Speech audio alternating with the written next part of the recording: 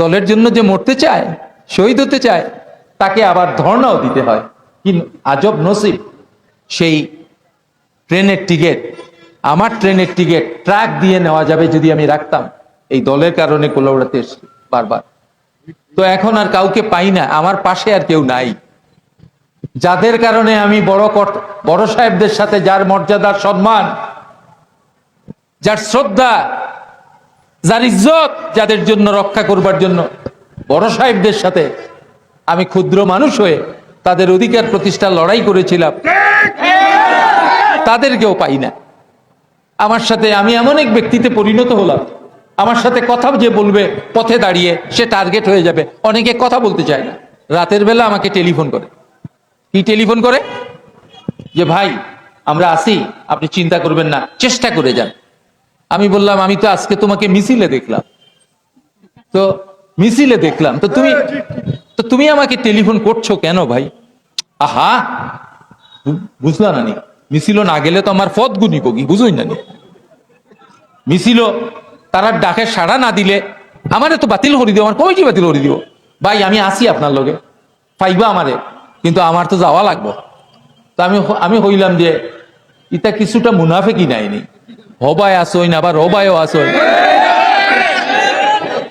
যুদ্ধ তাবেদ রাজা জিতি গেলে তখন হইবা যে আমি রাইত টেলিফোন করছিলাম, আপনার লগে মারছি, পরামর্শ দিছি, আমি হইলাম ভাই এই পরামর্শ দরকার নাই, আপনি যেন গেছে নন তাকৌকা, আপনার গড় দুয়ার শুদ্ধা সব ডুববো, বেশি দিন বাকি নাই।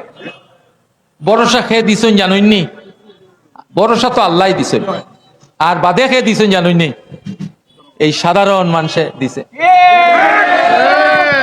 আমি টেলিফোন আইছে ধরছি, টেলিফোন আমার তো কোনো লক নাই, সেগুলোরে ফাইয়ার না, এমন এক পুরা কপাল হইলাম আমি সেগুলোরে টেলিফোন করলে টেলিফোন ধরে না। আমার নসিব দেখো, এমন এক বদনসিব আমার।